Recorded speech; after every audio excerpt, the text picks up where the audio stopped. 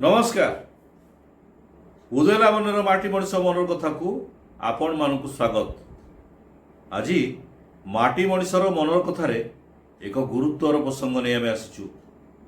प्रसंग होची जे भारत सरकार गत 16 तारिख ठारू सारा भारत वर्ष जनगणना प्रक्रिया कार्य आरंभ कर सारी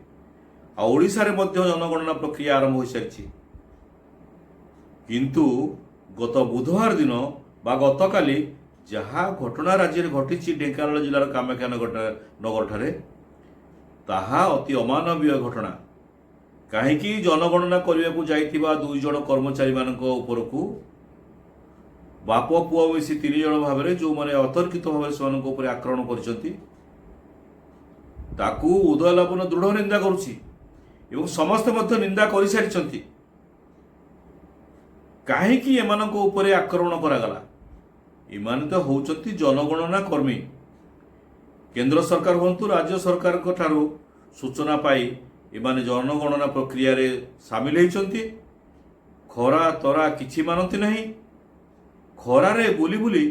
लोक मान घर को जाई जनगणना प्रक्रिया आरंभ कर गतकाली जिते बड़े ढेंकानाल जिलार कामाख्यानगर अंचल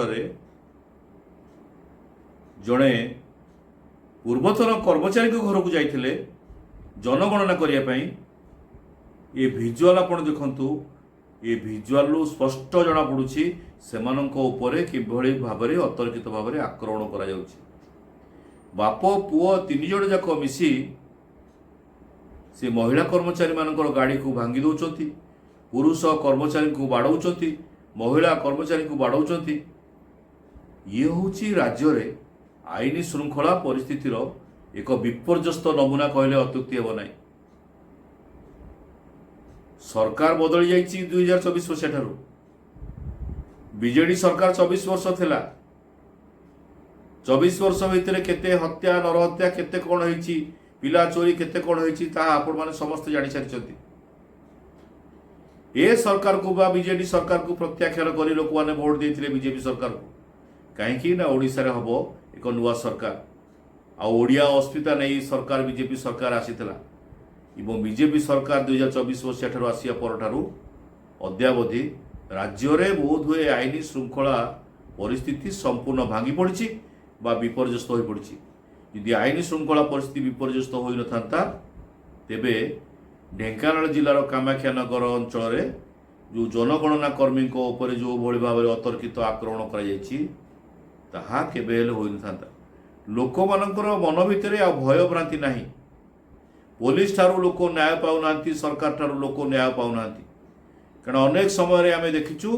थाना को आसुवा लोक मैंने अभियोग करने को आसुवा लोक मैंने थानारू न्याय पाऊना जहाँफल लोक मैंने उत्क्षिप्त होती विभिन्न स्थान में विशृंखला सृष्टि करेक समय थाना मामला को रफा दफा कर दि जाऊर अनेक समय अभियोग आसूची कोर्ट को आउ केस जाऊ नहीं थाना रे समाधान हो जाउची किछि किछि टंका नहीं थानार कर्मचारी माने रफा दफा करुछंती